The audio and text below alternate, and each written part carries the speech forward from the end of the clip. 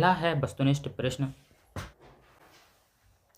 प्रकाश संश्लेषण है, इसमें ऑप्शन दिए गए हैं भौतिक क्रिया, रासायनिक क्रिया, भौतिक रासायनिक क्रिया या जैव रासायनिक क्रिया। आप अपने दिमाग में सोच लीजिए, मैं उसका आंसर बता रहा हूँ। प्रकाश संश्लेषण किस में हो रही है? जीवों में हो रही है। जो सजीवों में हो रही है उसे हम बोलेंगे जैव रासायनिक क्रिया। ठीक है, इसका यह आंसर सही है। अब हम आगे बढ़ते हैं। इसमें क्या है? प्रकाश संश्लेषण। प्रकाश संश्लेषण क्रिया पौधे के किस भाग में होती है? किस भाग में होती है प्रकाश संश्लेषण की क्रिया? तो हम इसे बताएंगे कहाँ होती है। जड़ में, पत्ती में, तना में, फूल में। आपने बहुत बार पढ़ा होगा पत्ती में होती है। जो हरा भाग होता है क्लोरोफिल होती है उसमें। ठीक है, तो इस वजह से पत्ती का हरे भाग में क्या होती है? क्लोरोफिल होती है और पत्ती में होती है। सिंपल है। और आगे बढ़ते हैं। ऐसे जीवधारी, इसमें क्या होता है? ऐसे जीवधारी जो अपने भोजन का संश्लेषण स्वयं करते हैं। हमने ऊपर पढ़ा था स्वयं करते हैं, उसमें क्या होगा? मृतजीवी, परपोषी, शाकाहारी या स्वपोषी? स्वपोषी होगी। सिंपल सी चीज़ है, तो हम उसे स्वपोषी की तरह देख लेते हैं। ठीक है, और आगे बढ़ते हैं। जो मछली है, मछली में श्वसन होता है। कैसे होता है मछली में श्वसन? देखिए, गलफड़ों द्वारा, फेफड़ों द्वारा, त्वचा द्वारा, श्वसनाल द्वारा। आप कुछ सोचिए, श्वसन किससे होता है मछली में? पढ़ा होगा आपने, बहुत पहले पढ़ा होगा, सोच लीजिए। इसमें होता है, मछली में होता है गलफड़ों द्वारा। किससे होता है? गलफड़ों द्वारा। ये देखिए, मनुष्य के हृदय में कितने कक्ष होते हैं? ये भी मैंने बता दिया था पहले ही आपको। इसमें आप बता सकते हैं 4। ठीक है, 4। यूरिया का जो 4 ही होगा। यूरिया का निर्माण होता है। यूरिया का निर्माण होता है। किसमें होता है यूरिया का निर्माण? यूरिया का निर्माण होता है, यूरिया होता है किसमें बनता है? जो कि हम मूत्र में स्रावित होता है। तो यूरिया का निर्माण यकृत में होता है, मूत्राशय में होता है। मूत्राशय में तो जो संग्रहण होता है मूत्र का, और जो वृक्क होता है, वृक्क में जो रक्त होता है वो फिल्टर होता है। ठीक है, जो यूरिया बनता कहाँ पे? मूत्रवाहिनी, इसका होना चाहिए यकृत में। देख लेते हैं एक बार हम, यकृत ही है। ठीक है, ये मैं भी पहली बार पढ़ रहा हूँ, मैंने भी उत्तर नहीं देखे हैं इसके। और आगे बढ़ते हैं कि ईस्ट में अवायवीय श्वसन के उत्पाद हैं। अवायवीय श्वसन के उत्पाद हैं। ईस्ट में अवायवीय श्वसन के क्या क्या उत्पाद हैं? आप इसमें जो ऑप्शंस लिखे हुए हैं वो पढ़िए जल्दी से। ऑप्शन पढ़िए, फिर लगाते हैं हम इसका।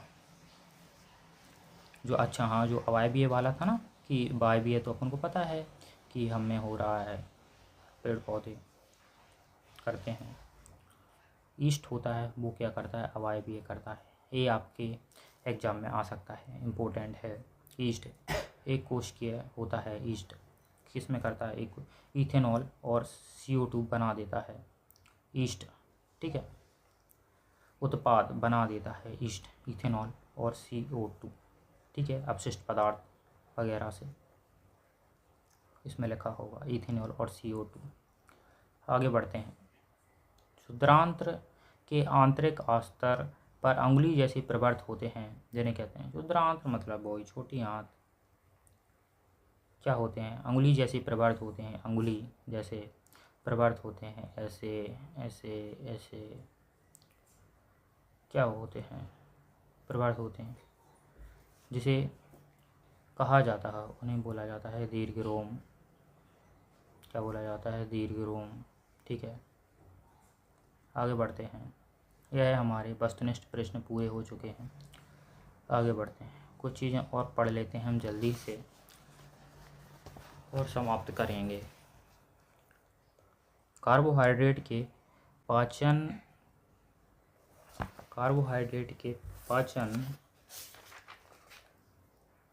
से प्राप्त अंतिम उत्पाद होता है जो CO2 बन जाती है, कार्बन डाई ऑक्साइड बोलते हैं, और ग्लूकोज बन जाता है। ठीक है,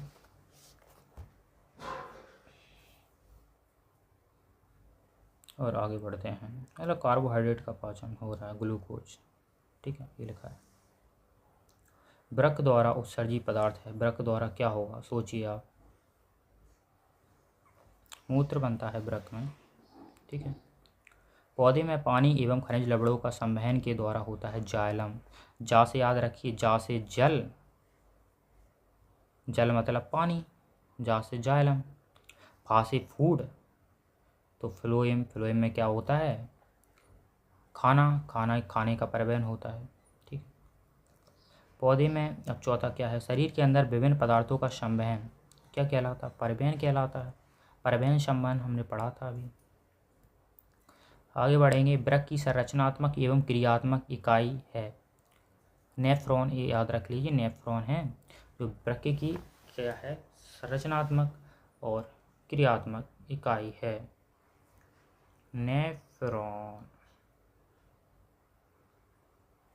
क्या है, नेफ्रॉन, ठीक है। आगे बढ़ते हैं।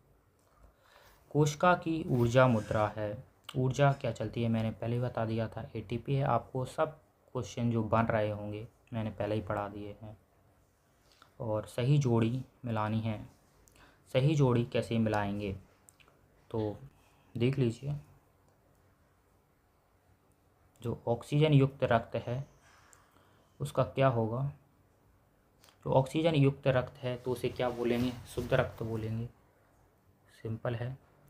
नेफ्रॉन ये क्या होता है, वृक्काणु, यह क्या होते हैं, यह किडनी में होते हैं, वृक्क में होते हैं। तो संरचनात्मक इकाई है, संरचनात्मक इकाई है, ठीक है। दूसरा का पहला।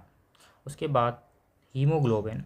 हीमोग्लोबिन का होगा अपना, जो हीमोग्लोबिन किस में पाया जाता है, मैंने बताया था, लाल रक्त कणिकाओं में पाया जाता है। उसके बाद आगे बढ़ते हैं। चौथा का क्या है, जो यकृत होता है, यकृत में क्या होता है, यकृत वाला भी मैंने बताया था। यकृत में होता है पित्त, जो पित्त रस होता है यकृत में वो बनता है, पित्त रस स्टोर होता है पित्ताशय में, स्टोर होता है पित्ताशय में, बनता है यकृत में, ठीक है। इसमें गॉल स्टोन आपने सुना होगा, गॉल स्टोन वगैरह हो जाती है। उसके बाद ईस्ट है। ईस्ट में क्या है, ईस्ट क्या करता है, कोशिकाओं द्वारा शर्करा का विघटन कर देता है, लेकिन अवायवीय रूप से करता है। उसके बाद एमल्सीकृत वसा। एमल्सीकृत वसा का होता है जो लाइपेज होता है उसे बोला जाता है, ठीक है। और जो सत्य असत्य हैं और जो कुछ एक वाक्य में है ये भी पढ़ लेते हैं जल्दी से। हमारी छोटी आंत में वसा का पाचन होता है, छोटी आंत में वसा का पाचन होता है, हाँ इसका है सही, ये याद कर लीजिए। उसके बाद आगे बढ़ते हैं। पादपों में जल तथा लवण का परिवहन फ्लोएम द्वारा होता है। फ्लोएम द्वारा फासे आता है, फूड तो फूड थोड़ी ना है, जल, जल तथा लवण ये होता है अपना असत्य है, जल और लवण का होता है अपना जाइलम से, फ्लोएम का होता है उससे, फूड से। मनुष्य के शरीर में पानी परिसंचरण यूरिया के द्वारा होता है। मनुष्य के शरीर में पानी परिसंचरण यूरिया के द्वारा होता है, यह सही बात है। पानी का परिसंचरण यूरिया के द्वारा कुछ कंसंट्रेशन द्वारा हो जाता है। प्लाज्मा झिल्ली कैसी होती है, अर्धपारगम होती है, अर्धपारगम होती है, ये भी सही है। लसिका एक रंगहीन तरल होता है।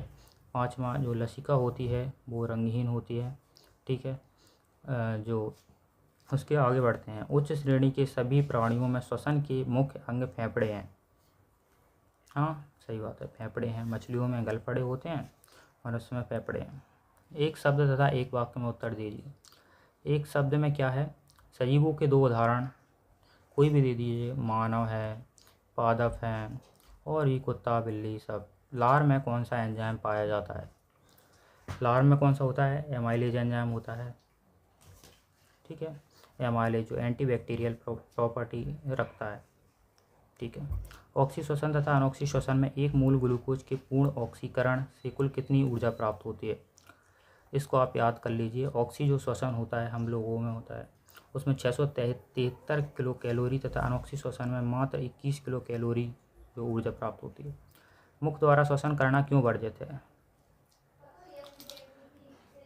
क्योंकि विकार पैदा होते हैं, पेट में गैस जाएगी।